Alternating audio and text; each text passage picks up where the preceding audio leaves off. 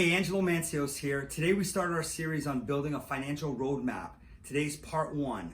Let's go behind the vault.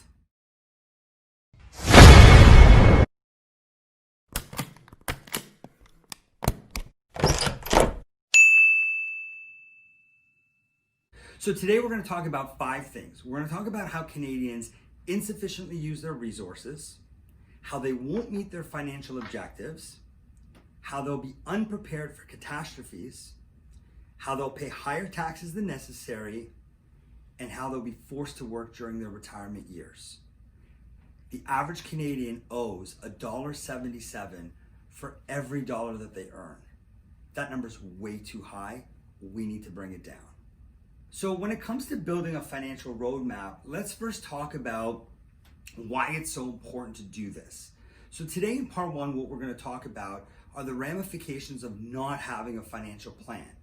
So when we take a look at Canadians as a whole, we know that 75% of Canadians don't have a financial plan. So 75% of Canadians get up in the morning, go to work, maybe pop by the mall, do a little bit of shopping, don't really have a good grasp on their finances. And if you've ever asked yourself the question, hey, I make all this money and at the end of the month, I have absolutely no idea where it goes. Well, chances are you're in that 75%. So let's see if we can fix that. So what ends up happening is when you're in that group, we find there are 5 things that, happen to this group. Number 1 is you insufficiently use your resources. There are a ton of resources out there. And throughout a bunch of the different videos we're going to do, you're going to learn all about them. When it comes to utilizing your RRSP or maximizing your TFSA, or do I use life insurance as a way to shelter some money, or how do I build my wealth by paying down my debt and saving properly for my retirement. There are so many people that don't even know about some of the resources that are out there. And if you're not using these resources, you're going to end up less money, you're going to work longer, and you're going to pay more tax. Number 2 is Canadians that don't have a plan don't meet their financial objectives. So here's an example. Have you ever talked to somebody who said something like, wow, it's been 3 years and I haven't had a vacation? Well, that's a great example of somebody who really doesn't have a plan and isn't using their resources properly. See, I don't care how much money you make. Everybody, regardless of their income, should be able to take at least a weekend off a year and bomb down to, Niagara, or, go camping in Algonquin Park, or, go up to Muskoka or something like that. It doesn't have to be a big European vacation where you're spending tens of thousands of dollars or traveling to Tahiti, but everybody should be able to take some time to recharge their batteries. I'm a big believer that you'll be more effective if you work 100%, 80% of the time, rather than working 80%, 100% of the time. And again, only 25% of Canadians understand the importance of recharging their batteries, understand the importance of meeting their financial objectives.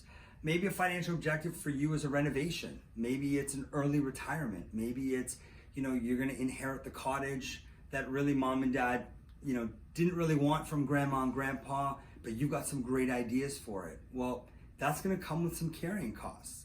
So what are you doing to prepare for those? The big thing is the unknown. So number 3, Canadians are unprepared for catastrophe 75% of the time.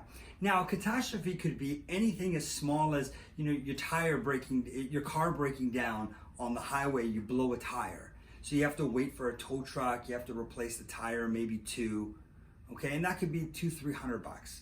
But there are people out there with $200 or $300 of an unexpected expense. It can cyber them. They don't have access to that money. They don't have anyone that can lend them that money. And what they end up doing is they use one of those pay advance places where they'll give you an advance on your paycheck. The problem is the interest rates on that are astronomical, and then you can really fall down that dark hole really quickly. So an unprepared catastrophe could be something like COVID, where we're now quarantined and we can't go out. We can't go to restaurants, we can't go to the gym. Maybe you work in these places and you've lost your job, or maybe you've got a series of part-time jobs and your employers have told you have to pick one because we want to keep you sort of isolated to one work area, right? Yeah, the CERB is probably helpful, but I know a lot of people that have been talking to me in the last 6 months that have said, yeah, it helps, but I still have bills to pay, I still have rent to take care of, and it's not getting any easier, right? A catastrophe in a normal setting could be, something as severe as an illness or an injury that no longer gives you the ability to work. I have a friend in northern Ontario who was just fixing something on a ladder on his roof, and he slipped and he busted a vertebrae in his back, and he's been in a bed for the last 3 years. He's 38 years old. My mom's a great example of somebody who had a liver transplant when she was 41, and while she survived the surgery, she never worked a day in her life after that. It was just such a severe hit on her body. She wasn't able to fully recover and go back to work. That'll decimate a family. Imagine what would happen if you or your spouse couldn't work tomorrow, ever. How much of your family income is now gone? And how much pressure does that put on the other person, right? And how does that change your dynamic? So being unprepared for catastrophe could really blindside you. I've seen lots of people that are ready and they're gonna be cruising to retirement and the road seems perfect, and then all of a sudden something happens and they run out of road. Number 4 is people pay higher taxes than necessary. Now, I'm not suggesting you don't pay your share of tax. Everyone needs to pay their fair share of tax. But to overpay, to me, seems silly. So if you enjoy overpaying for tax, I don't know if Behind the Vault is the kind of series you're gonna like to watch, because we talk a lot about strategies on how to pay less tax within the confines of the CRA handbook. So number 5, which is the big one that affects everybody, is that people without a plan are forced to work during their retirement years. So what happens is they're plugging away, they're thinking, I'm young, I make money, this is good, I kind of get by, but I'll be fine.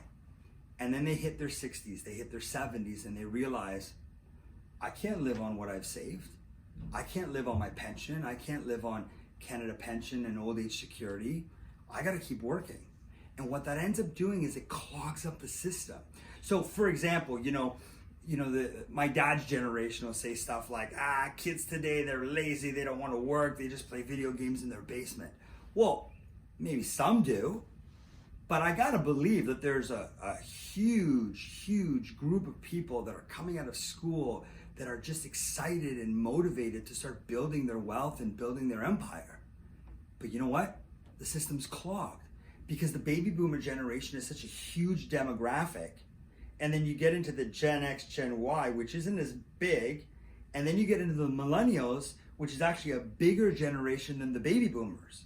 So what's happened now is these millennials have to wait for the baby boomers to get old enough that they either pass away or they finally step aside. And what's happening is when I get into that 60, 70 range, my kids are gonna have lots of opportunity because lots of jobs are gonna open up because that big demographic will be gone.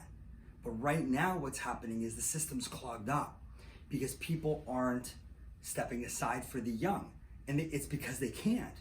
So think of a nurse, for example, who makes upwards of $90,000 a year at the age of 65, who's got benefits, who's got a strong pension, and thinks, you know what, I need to keep working to keep up with my lifestyle. I need to keep working because maybe I'm single and I don't have a partner. Well, the hospital could hire 3 young nurses at $30,000 each and watch them move up the ladder versus 1 nurse at $90,000 each. So we could also increase our man or woman power when it comes to nursing or teaching or firefighting or whatever profession you want to use.